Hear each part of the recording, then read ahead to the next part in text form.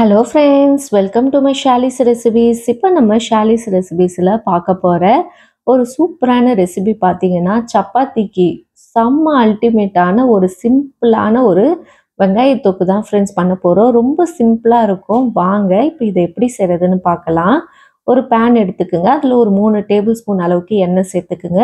முடிஞ்சால் நல்லெண்ணெயில் ட்ரை பண்ணி பாருங்கள். இது கூடவே ஒரு அரை டீஸ்பூன் அளவுக்கு சோம்பு சேர்த்துக்குங்க. சோம்பு நல்லா பொரிஞ்ச பிறகு பட்டை, கிராம்பு, ஏலக்காய், லவங்கம் இதெல்லாம் கொஞ்சம் கொஞ்சம் சேர்த்துக்குங்க போதும். சேர்த்துட்டு இது கூடவே இஞ்சி பூண்டு நல்லா க்ரஷ் பண்ணி இடிச்சிட்டு நல்லா சேர்த்துக்குங்க. ஒரு 2 டேபிள் ஸ்பூன் வர அளவுக்கு. இப்போ இது எல்லாத்தையும் வதக்கி விட்டுடலாம்.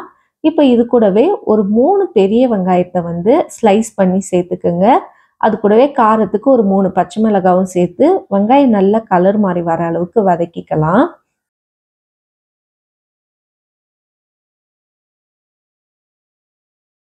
இப்போ இது கூட ஒரே ஒரு தக்காளியை என்ன பண்ணுங்க, பேஸ்ட்டாக அரைச்சி சேர்த்துக்குங்க.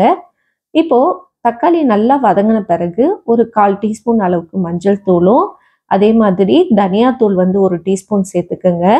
மிளகுத்தூள் ஒரு அரை டீஸ்பூனும், தனி மிளகாய்த்தூள் 1 டீஸ்பூன், காஷ்மீரி மிளகாய்த்தூள் 1 teaspoon, garam masala powder 1/4 teaspoon சேர்த்துக்குங்க. இதை லோ ஃப்ளேமில் வச்சு நல்லா மிக்ஸ் பண்ணிக்கலாம். தேவையான அளவுக்கு உப்பும் சேர்த்துக்கிட்டு இதை நல்லா மிக்ஸ் பண்ணி விட்டுடலாம்.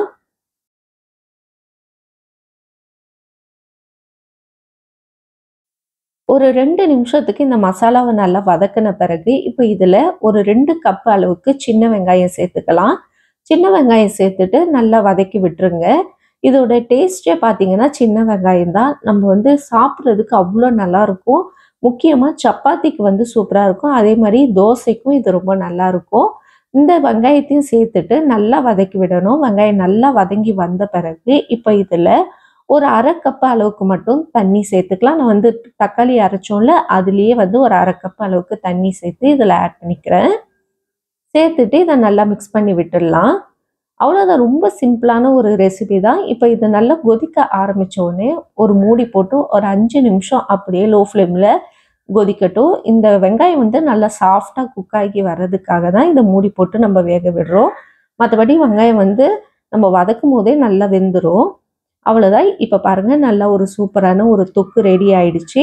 இதில் கொஞ்சமாக பொடியாக கட் பண்ண கொத்தமல்லியும் கருவேப்பிலையும் சேர்த்துட்டு நல்லா வதக்கி விட்டுட்டு நம்ம சுட சுட சப்பாத்தி, இட்லி, தோசை எல்லாத்துக்குமே அருமையாக இருக்கும். முக்கியமாக சப்பாத்திக்கு ட்ரை பண்ணி பாருங்கள். ஒரு சூப்பரான ஒரு சைட் டிஷ் இது. ஒரு எமர்ஜென்சி டைமில் டக்குன்னு செய்யணும் அப்படின்னும் போது உங்ககிட்ட வெங்காயம் இருந்தாலே போதும், ஒரு அருமையான ஒரு வெங்காய தொக்கு ரெடி ஆகிடும்.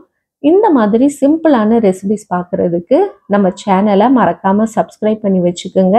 இது போல் நிறைய வீடியோஸ் வந்துகிட்டே இருக்கும். மறக்காமல் நீங்களும் பாருங்கள். இந்த வீடியோ பிடிச்சிருந்தா லைக் பண்ணுங்கள், ஷேர் பண்ணுங்கள், சப்ஸ்கிரைப் பண்ணுங்கள் ஃப்ரெண்ட்ஸ்.